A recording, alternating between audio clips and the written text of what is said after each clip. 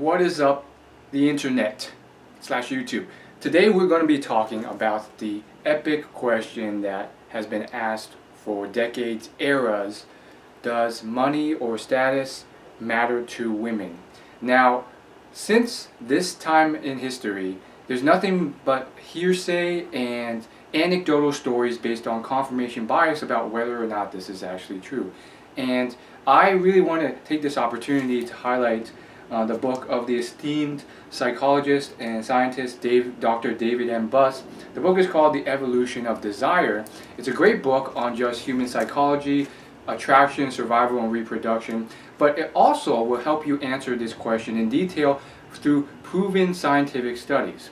Now, I want to give a few disclaimers in this video because this is something that I think should be very honest, and this is something that I don't think other people will do. Have you ever seen those YouTube videos where they flash a book in your face and they make it seem like they read the whole book?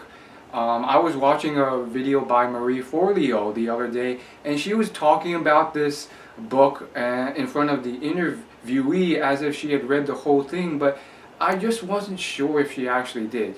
Based on how she referenced it, maybe she didn't, maybe she did, I don't know. But for me, I just want to be honest and let you know that I did not read this full book. I just skimmed it and I looked at the specific section that I wanted to highlight for this video. And I want to tell you that because I want to be honest, and I don't want to make it seem like I know more than I actually do, or did more than I actually do. I want to highlight this specific section from The Evolution of Desire, and it just goes to show you that you don't necessarily have to read the entire book. Of course, it's encouraged when it's a scientific book like this, but you don't have to read the entire book to get some value out of it. And you know, for some people out there, books are on the decline in general. So you know, this is a great way of actually getting some value out of it. I, for one, was kind of bored and I couldn't get through this whole thing.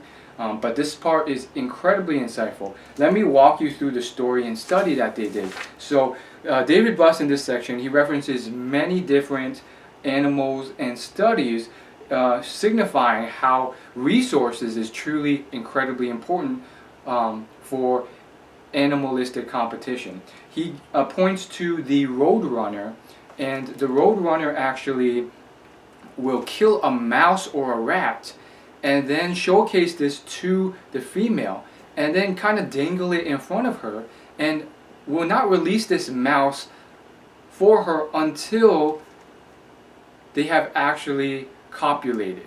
So until coitus has occurred, aka sex, he won't release the mouse. So that's kind of like a little bit of a trick that they do, and then once they've copulated and the eggs have been fertilized, that is when the mouse is given to the female so she can feed her children.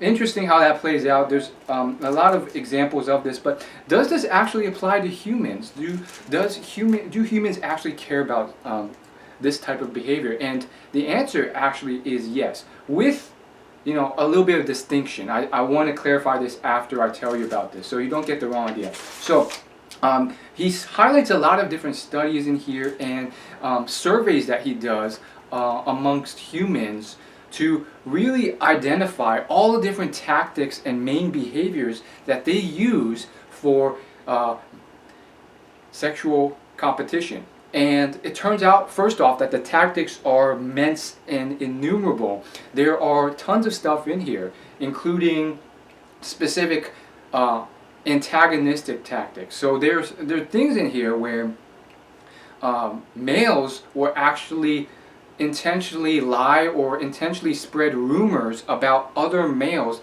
in order to decrease their value and increase their own in order to succeed. So you've all probably seen this in high school. Females do this a lot. Female to female competition is excessively huge, but we're going to be focusing on male competition here, and that actually happens too. There's a bunch of people and theories about, oh, is this actually effective and so forth, and that's beyond the scope of this. But what he mentions in here is that for long-term and casual statuses, it's a huge difference. basically what that means is that there's casual sex and then there's long-term relationships, like marriage, like 5-year relationships with a boyfriend and girlfriend, with just pure monogamy.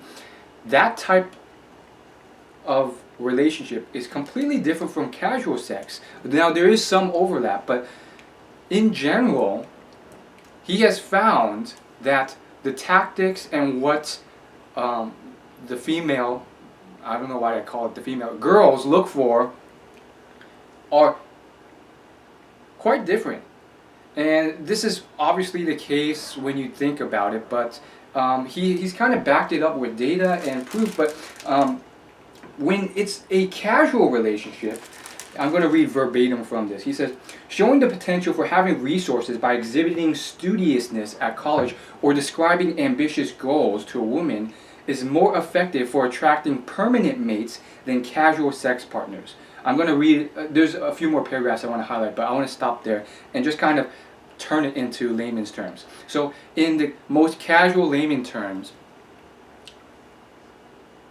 if you want to marry a nice wife, you should brag about how ambitious you are and how much resources you can acquire. Keep in mind, money, currency, is just a signal, proxy for resources you have. Because they're directly tied, people kind of mistake money as the end-all be-all, but it's really just paper representing the resources that you can provide. So now there's a huge distinction here that I think is incredibly important, that needs to be made about how effective this is, but we'll get to that later, and how important wealth and status actually are. So already we're kind of giving you insights that it does matter, but how much does it matter? Let's go a little bit deeper into this. He says, derogatory tactics also reveal the importance of timing.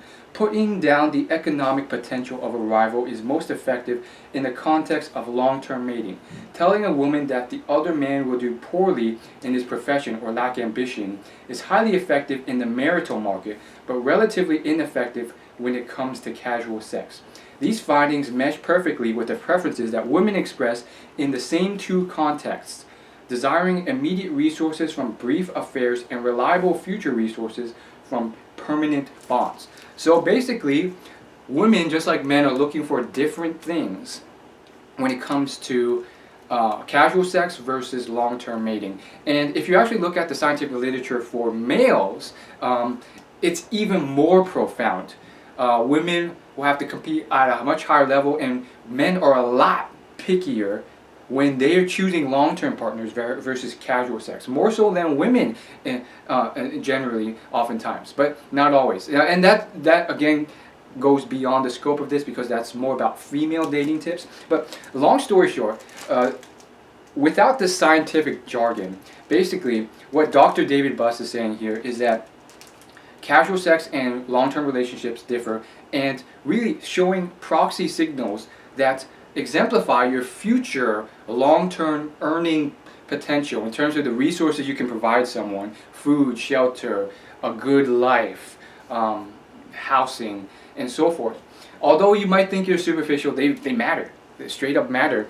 And there's clearly proxies for this, and one thing that is worthy of emphasizing is the fact that it's oftentimes future anticipatory achievements. So you may not have even made it yet, and you could actually still do well because you're projecting your future success. Now personally, I think that in terms of doing that, it only works for a certain period of time. Like if you're like, I'm going to be this great rapper, and you don't work hard, you don't hustle, or you do work hard and hustle, but it's like now you're 50 years old and you're still broke and you still aren't a great rapper, that's not always the best thing for them. They just, at some point, they want to see actual resource. Now I want to jump into actual data. So this is where it gets really interesting. So he did numerous studies, but this one was quite interesting. So to summarize, he had women compare different pictures of men. There's men who wore expensive clothing, specifically three-piece suits, sports jackets, designer jeans, versus men who wore tank tops and t-shirts. And what he found was that when evaluating a man, whether for as a marital partner or as a sexual partner, so long-term or casual sex, the expensive clothing signaled both immediate resources and future resource potential, so much so that they were rated higher. The anthropologists John Marshall Townsend and Gary Levy verified the effect of the expense and status of clothing in attracting women in robust across any sort of involvement, from merely having coffee to a man to marriage. Now, here's where it gets even more interesting. They did a very similar study, but this time they did Burger King uniform with a blue baseball cap and a polo t-shirt compared to a white dress shirt, designer tie, navy blazer, and Rolex watch. And women state that they are okay, so let me read it verbatim so I'm not summarizing here. Based on these photographs, women state that they are unwilling to date, have sex with, or marry men in low-status costumes, but are willing to consider all these relationships with men in high-status garb. So, in terms of just superficial ways of demonstrating resources, your high-status fashion actually does play a key part in success in any spectrum of the gambit, whether you're just looking to fuck around or you're looking for something more long term.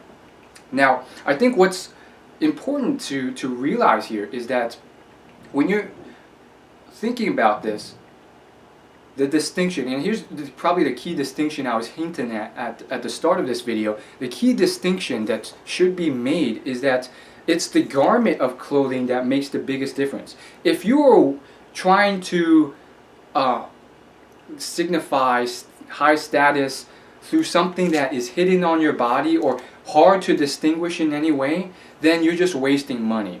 So that's one thing that this study could easily forget to highlight, and you might not realize, but think about this. There's a bunch of clothing items, and this goes into men's fashion, that can cost a lot, that demand an extremely high premium, and yet no one notices. For example, I'm a key failure in this area. I've done this many times. My parents, who don't know fashion, have gifted me for Christmas really expensive pieces of clothing that are hidden on the body. If you knew that I was wearing Calvin Klein designer underwear right now and super expensive, like $20 per pair Lululemon socks, would that make a difference? Well, of course it might, but you couldn't tell. And the truth is, I'm actually wearing Calvin Klein underwear right now, which is, so that's just one of many examples. There's plenty.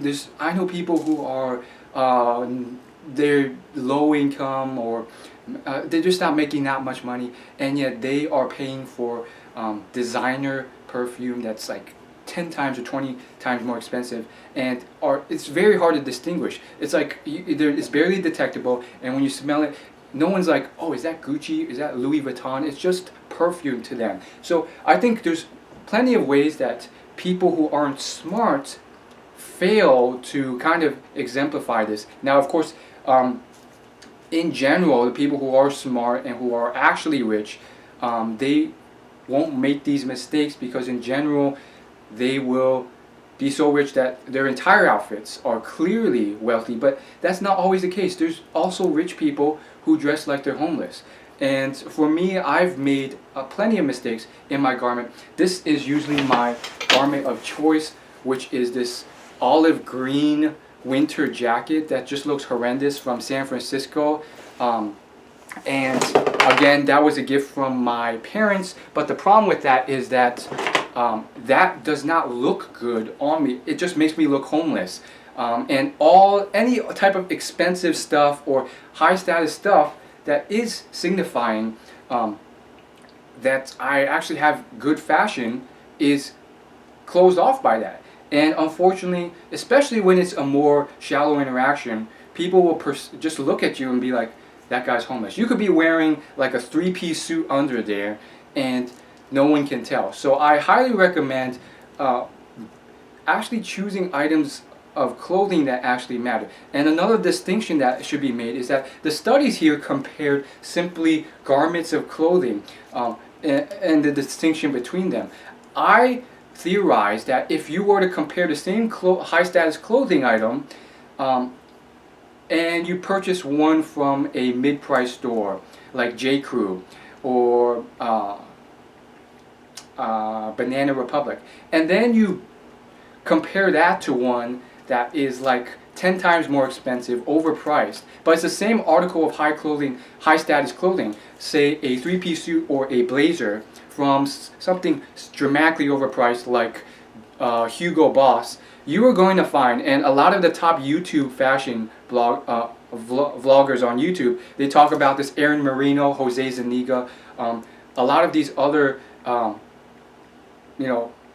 people, they mention that these overpriced items are almost indistinguishable unless you are an expert of clothing, and that's just another way to waste your money.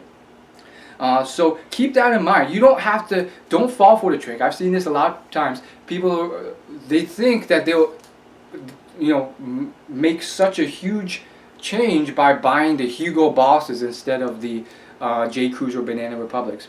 And that only works if you are just excessively wealthy and you're just trying to showcase your excessive wealth in every way possible, which you can afford to do. Otherwise, I think you hit rapidly diminishing returns. It's more about the big changes, such as a well-fitting suit or blazer or dress shirt versus a McDonald's gown or just a low-quality T-shirt and baseball cap outfit.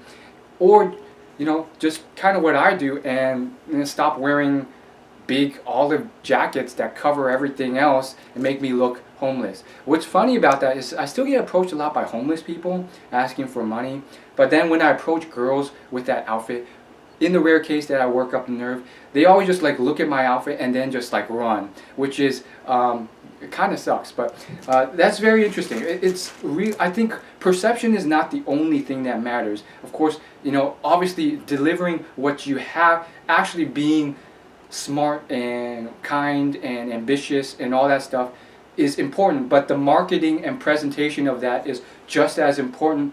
And that's something that technical, introverted people like us have had a really hard time understanding, because we're just like, well, if we deserve it, if we're smart and kind, they should just naturally know. But unfortunately, there's a bit of superficial there that's also incredibly important, that is dramatically underemphasized, because I could be this rich millionaire who's like super smart and engaging and well dressed, but if I just walk around in like broken shoes and wear nothing that makes me look flattering, just walk around in that homeless jacket that I kind of love because it's fluffy and keeps me warm, then of course it will repel the gold diggers, but it may repel everyone else and make people assume you're homeless, because people only have the small bit of information that they can go on, and especially when you're first meeting them, that's what they will have to go on, because they don't want to be attacked or kidnapped or anything.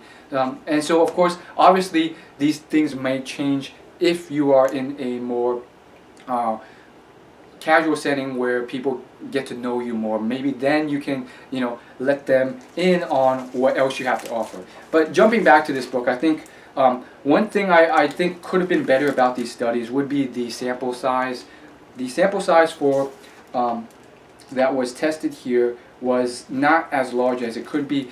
A college demographic was used, as well as a married couple demographic, and it was good but not great. Obviously, with studies like this, you have to pay people or incentivize them, and money is limited, so they probably couldn't get 10,000 people to engage in this study. The exact numbers were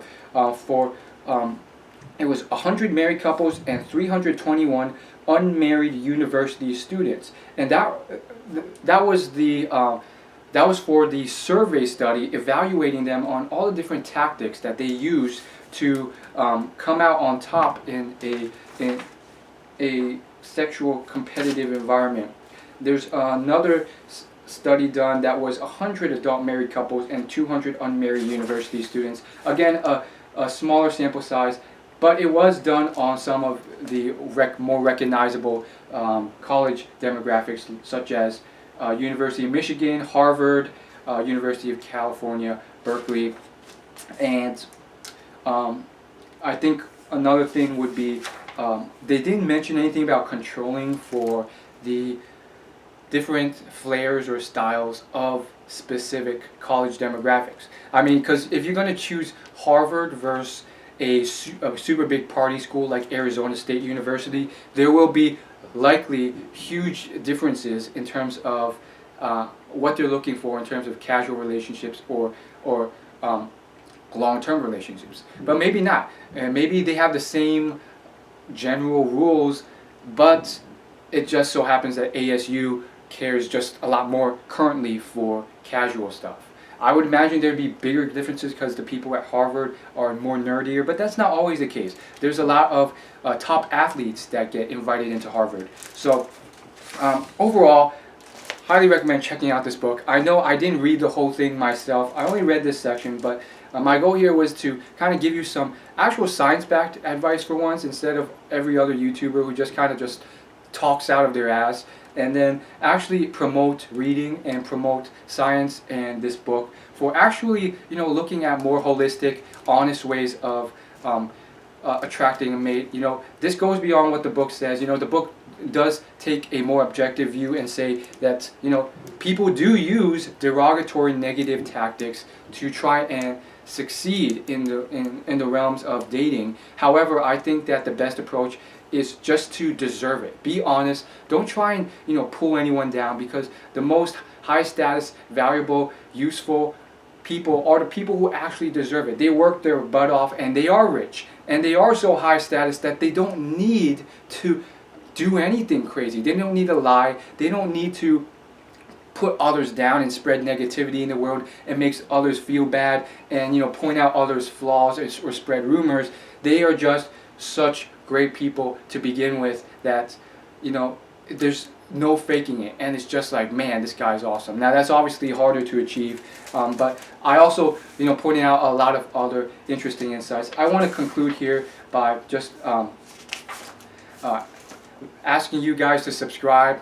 Hit that subscribe button for more videos. Let me know your feedback. Do you like videos like this? I'm also envisioning, you know, breaking down specific studies on any topic under personal development, whether it's the formation of habits or productivity or procrastination. Some of those topics have been beaten to death, even with science, but maybe I can add my own spin on it. Let me know what you think in the comments below, and I'll see you in the next video.